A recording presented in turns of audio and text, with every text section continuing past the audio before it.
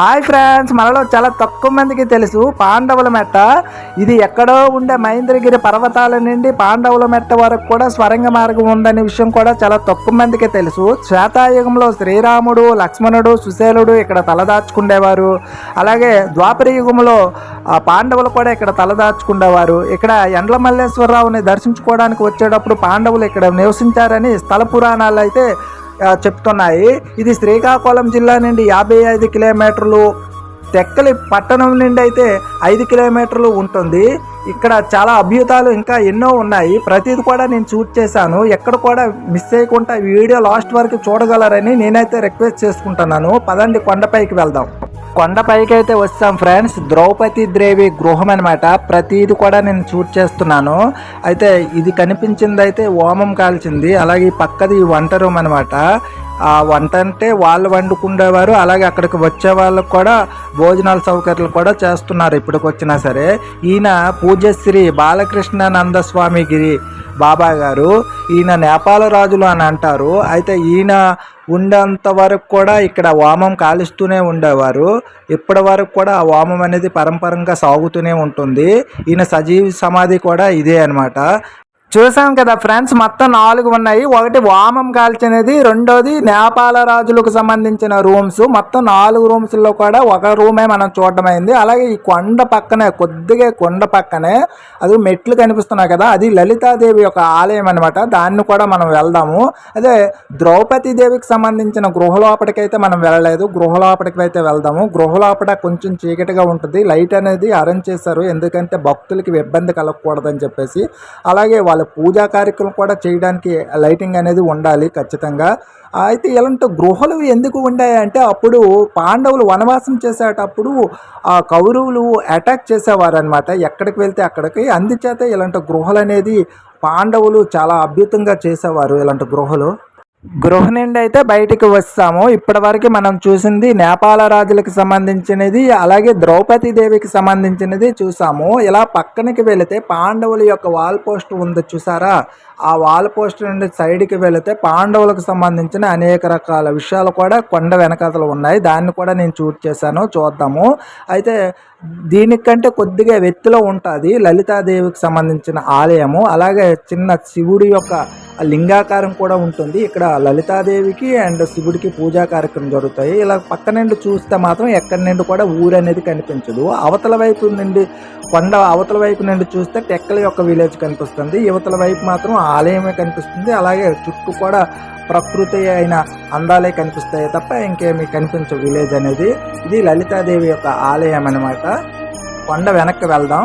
ఇది కొండ వెనకాతలు అనమాట. ఎందరో మహానుభావులు కూర్చునే ప్లేస్ అది. నేను కూర్చోవడానికి అరుగుడిన కాదా నాకైతే తెలీదు. ఆ సమయంలో నాకు కూర్చొని ధ్యానం చేయాలనిపించింది. ఆ యొక్క ప్లేస్లో నేనైతే చేశాను. ఇది భీమసేనుడు ఉండే గృహ అనమాట. ఇక్కడ చాలా నిశ్శబ్దంగా కూడా ఉండాలని కూడా రాశారు. అయితే ఇందాక మీకు చెప్పాను కదా, ఎక్కడో మహేంద్రగిరి పర్వతం నుండి పాండవుల మెట్ట పర్వతం వరకు కూడా లోపట నుండి స్వరంగ మార్గం ఉందని చెప్పేసి మీకు చెప్పాను కదా. నేను లోపలికైతే మాత్రం వెళ్ళాను. నాకు వీలైనంత వరకు కొద్దిగా వరకు అయితే మీకు వీడియో అయితే చూపిస్తున్నాను. స్వరంగ మార్గానికి వెళ్ళడానికి త్రోవ అయితే ఇదే ఫ్రెండ్స్. అది అక్కడ పలక ఉంటుంది, ఆ పలక వెత్తాలి. ఆ పలక వెత్తి లోనికి వెళితే స్వరంగ మార్గం.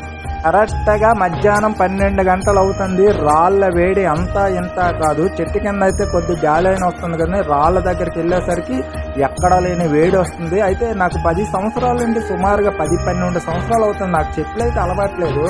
సో నా కాళ్ళు అయితే ఎలాగోలా ఆ వేడికి ఓరిస్తాయి.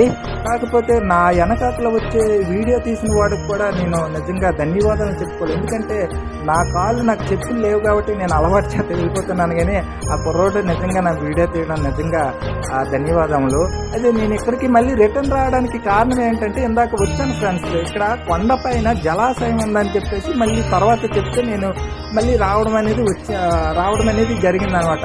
కానీ కొండ మీద జలాశయం ఉండడం అంటే అద్భుతం కదా. చాలా కొండల దగ్గర జలాశయాలు ఉంటాయి, నేను కాదని నేను అనట్లేదు. కాకపోతే ఈ జలాశయం దగ్గర నుండి ఎక్కడో సముద్ర మార్గం వరకు కూడా జలాశయానికి మార్గం ఉందన్నమాట. అంటే సముద్రం నుండి వాటర్ వచ్చి ఆ యొక్క వాటర్ని పాండవులు స్నానం చేసేవారు. అలాగే ఇక్కడ వాటర్ కూడా వాళ్ళు తాగేవారు.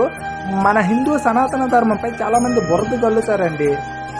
ఎందుకు అలా? సైన్స్కి కూడా అంత చెక్కిన అనేక రకాల ప్రూఫ్స్ కూడా ఇప్పటికొచ్చినా ఉన్నాయి. మన ద్వారకా చూసుకోవచ్చు, రామసేతు చూసుకోవచ్చు, ప్రపంచంలో అనేక రకాల ఆనవాళ్ళు కూడా ఇప్పటికొచ్చినా లభిస్తున్నాయి. కొన్ని వేల లక్షల సంవత్సరాల కిందట నుండి కూడా లభిస్తూనే ఉన్నాయి మన సనాతన ధర్మానికి సంబంధించినది. చూడండి, ఇక్కడ జలాశయం నుండి సముద్రం మార్గ జలాశయం వరకు కూడా వాటర్ వచ్చేది.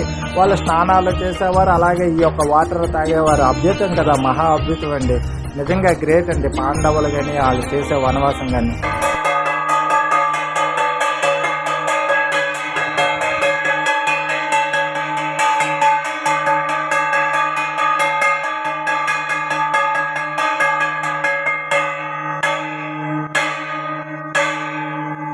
గురువుగారు ఎందుకు అలా కొడతారని చెప్పేసి నేను అడిగితే, రోజుకు 2 సార్లు నైవేద్యం పెట్టేటప్పుడు అలా కొడతామని చెప్పేసి నాకైతే చెప్పడం అనేది జరిగింది. గురువుగారు మరికొన్ని మంచి మాటలు మాట్లాడతారో విందాం.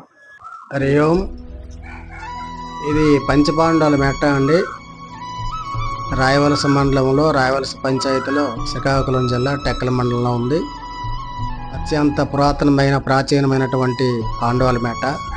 దివ్య ఔషధాలు ఇక్కడ కేంద్రీకృతమై వనమూలికల రూపంగా ఎన్నో ఉన్నాయి. ఎందరో రోగులు వచ్చి అవి తీసుకెళ్తూ అవి సేవిస్తూ వాళ్ళు ఎంతోమంది సుఖపడ్డారు. ఎంతోమందికి దీర్ఘ వ్యాధుల నయం కూడా అయ్యాయి.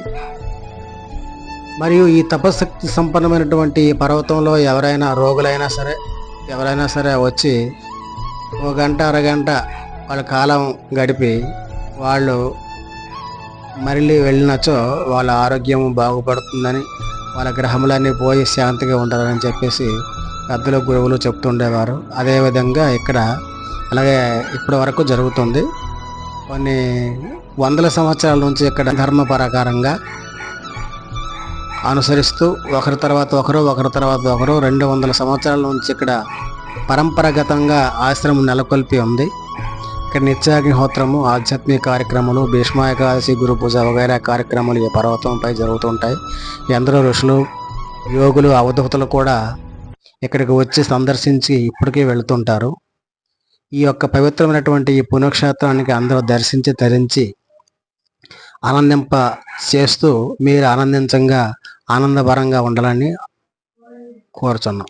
కొండ మీద ఉన్నంత సమయం కూడా ఏదో తెలియని ఆనందం. మీరు కూడా ఈ ఆనందాన్ని మిస్ కావద్దు. వీలైనంత త్వరగా చూసేయండి. మరి మా వీడియో మీకు నచ్చినట్టుంటే లైక్స్ అండ్ కామెంట్స్, సబ్స్క్రైబర్ చేయండి. అలాగే ఎక్కువ మందికి కూడా షేర్ చేయండి. జై శ్రీరామ్. సర్వేజన సుఖనో భవంతు.